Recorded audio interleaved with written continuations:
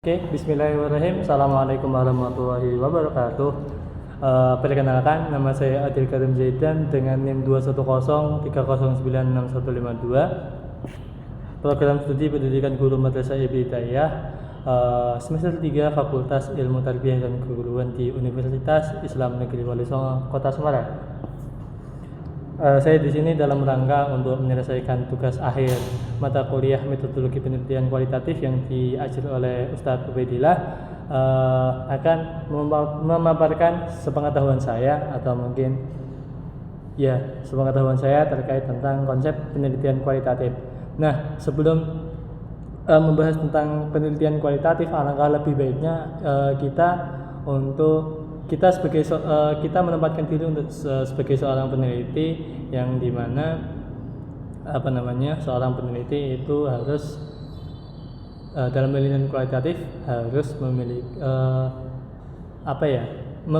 memiliki atau mungkin mempunyai beberapa metode berpikir atau mungkin pandangan-pandangan dalam sebuah pemikiran. Nah, kalau seingat saya, metode berpikir itu secara garis besar itu dibagi menjadi dua. Yang pertama itu positivistik, yang kedua itu positivistik. Nah, positivistik itu adalah pemikiran yang dimana ia itu didasarkan tentang natural science atau suatu hal yang nyata yang bisa disentuh dengan panca indera. Sedangkan dengan positivistik adalah sesuatu yang didasarkan pada metafisika atau sesuatu yang tidak bisa dilihat, dicerna oleh panca indera. Nah, untuk penelitian kualitatif kita menggunakan model berpikir positivistik, yaitu model berpikir yang tidak menggunakan panca, yang didasarkan pada sesuatu yang tidak bisa diraba oleh panca indera. Mengapa? Karena kualitatif adalah penelitian yang dimana ia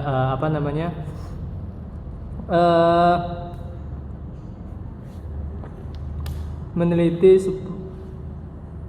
sebuah proses atau meneliti sebuah kasus yang hasilnya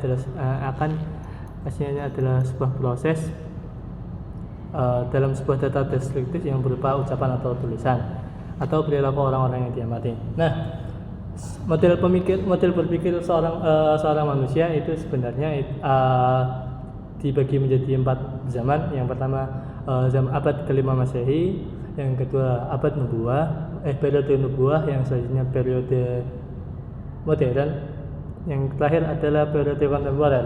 Nah, sebelum abad 5 Masehi untuk pemikiran manusia itu masih baru dikaji, sehingga orang-orang yang bisa berpikir, bahasa kasarnya orang-orang yang berpikir itu masih terpusat atau terbatas, yang dimana hasil akhirnya yang dimana endingnya itu malah orang-orang yang berpikir itu digunakan untuk sebuah alat kekuasaan untuk menguasai orang-orang yang kurang berpendidikan, sehingga orang yang berpendidikan itu bisa melakukan sebuah tipu daya kepada orang-orang yang tidak berpendidikan. Nah, lalu periode selanjutnya itu periode nubuah, yang dimana Nabi Muhammad SAW muncul dan beliau membawa risalah kenabian, beliau membawa ajaran Islam, yang akhirnya di situ beliau di ajaran keislaman, di nubuah itu beliau membawa segi-segi kemanusiaan. Nah, yang paling saya sorot itu segi-segi kemanusiaan, yang akhirnya seorang pemikir itu mulai memperhatikan sisi kemanusiaan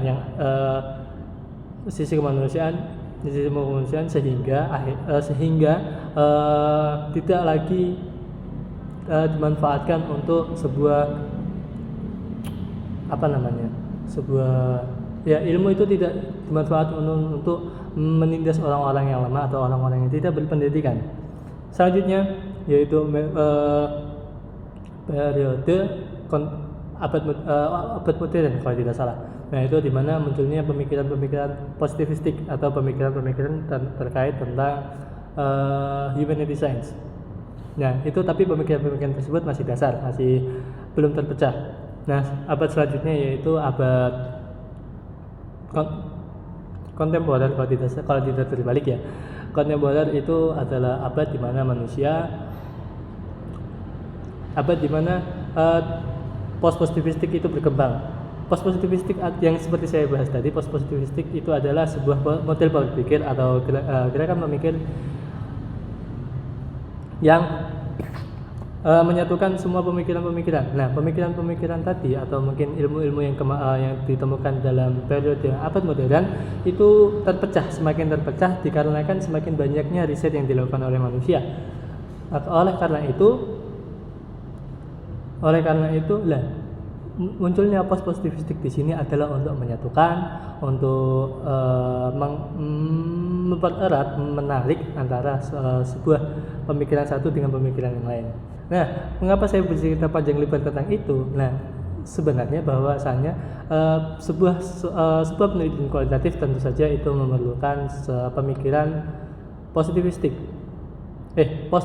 yang dimana itu menyatukan beberapa pemikiran-pemikiran.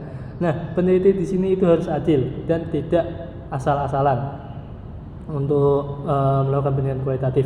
Nah, ini dasar dalam sebuah penelitian kualitatif, yaitu peneliti sendiri itu menjadi sangat penting dalam penelitian kualitatif, karena jikalau peneliti itu masih egois dalam sebuah pemahamannya ataupun yang lain, maka penelitian itu tidak akan mengarah kepada yang semestinya, namun hanya akan mengarah kepada keinginan si peneliti tersebut, walaupun mungkin terkadang masih diperbolehkan. Nah, di sini penelitian kualitatif saya mengambil dari Bogdan dan Bigland pada tahun 1992. Beliau pernah menjelaskan bahwasannya penelitian kualitatif adalah salah satu prosedur penelitian yang menghasilkan data deskriptif yang berupa ucapan atau tulisan atau perilaku orang-orang yang diteliti. Nah, pendekatan kualitatif itu diharapkan mampu menghasilkan uraian-uraian yang mendalam tentang ucapan, tulisan atau perilaku yang dapat diamati dari sebuah masyarakat ataupun seorang individu ataupun kelompok yang akhirnya dapat dikaji dalam suatu pandang yang utuh, di mana terkadang pandangan-pandangan masyarakat itu atau mungkin hal-hal yang kita bisa temukan di penelitian kualitatif itu tidak bisa kita temukan di suatu karya ilmiah yang pernah kita pelajari Oke, dalam penelitian kualitatif itu dasar teoritis dalam pendekatan kualitatif itu ada 4. Yang pertama, fenomenologis yang memiliki arti bahwa pendekatan sebuah peristiwa. Yang kedua adalah pendekatan interaksi simbiolik, yaitu pendekatan yang dimana diasumsikan bahwa objek orang atau situasi tidak memiliki pengertian sebaliknya. Ya, yang ketiga ada pendekatan kebudayaan, ya tentu saja pendekatan dalam sebuah kebudayaan. Yang terakhir yaitu etnometodologi. Terus ciri-ciri penelitian kualitatif saya akan mengambil garis besarnya aja. Yang pertama, penelitian kualitatif itu yang diumpulkan adalah data alamiah atau natural setting. Yang kedua, peneliti itu sebagai alat penelitian yang dimana sangat berperan penting dalam penelitian kualitatif. Terus penelitian kualitatif itu lebih mementingkan proses ketimbang hasil dan lain sebagainya. Oke. Nah, penelitian kualitatif itu